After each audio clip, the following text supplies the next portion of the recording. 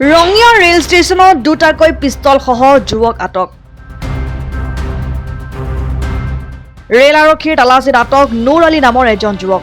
আটকাধীন যুৱকজনৰ বেগৰ পৰা 11টা সজীৱ গুলী, 2টা পিস্তল, এখন চুৰিকে ধৰি বিভিন্ন চোকা অস্ত্ৰ আৰু নগদ ধন উদ্ধাৰ কৰিবলৈ সক্ষম হয়।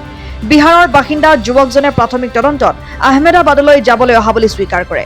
ৰেল আৰক্ষীয়ে সমগ্ৰ ঘটনাৰ তদন্ত অব্যাহত ৰাখিছে। এজন ল'ৰাক পোৱা গৈছে, তাতে DRPৰ OC, DRPৰ ষ্টাফ গোটাইখিনি আহি তাৰপৰা মোক ইনকুৱাৰী অফিচৰ পৰা মাতি আনিলে উইটনেছ হিচাপে। তাৰপৰা OC ছাৰক তাৰমানে থানা তলাচ কৰা হ'ল। তাৰপিছত OC ছাৰে নিজে বেগটো খুলি চাই যে তাত 2টা পিষ্টল, 13 জাই গুলি, এটা মোবাইল ফোন আৰু এখন চুৰি কটাৰী পায়। চুৰি কটাৰ মানে ডেগাৰ। ল'ৰাজনক ধৰিলে?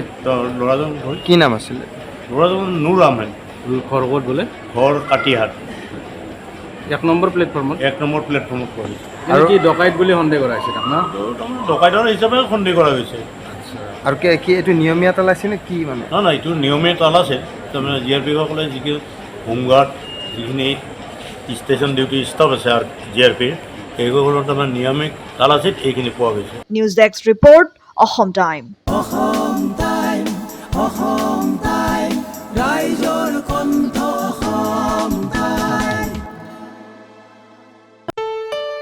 ঘৰত আনন্দ আৰু সম্পৰ্কৰ চমক বজাই ৰাখিবলৈ জৰুৰী হৈছে সকলো আনন্দময় মুহূৰ্তত মৰমৰ উপহাৰ দিয়াটো। সেইবাবে মধুশ্ৰী জুৱেলাৰ্ছে আনিছে সকলো ৰঙীন ক্ষণৰ বাবে বিশেষ গহনা। হীৰাৰে হওক, সোণৰে হওক বা ৰূপৰে হওক, শ্ৰেষ্ঠ ডিজাইনছ আৰু হলমাৰ্কযুক্ত গহনাই ৰাখে সম্পৰ্কক নিখুঁত। তেনেহ'লে আজিয়ে আনক আনন্দ মধুশ্ৰী জুৱেলাৰ্ছৰ সৈতে। যোগাযোগ কৰক 7002800341 নাইবা ভিজিট কৰক LNB ৰোড, নলবাৰী, অসম।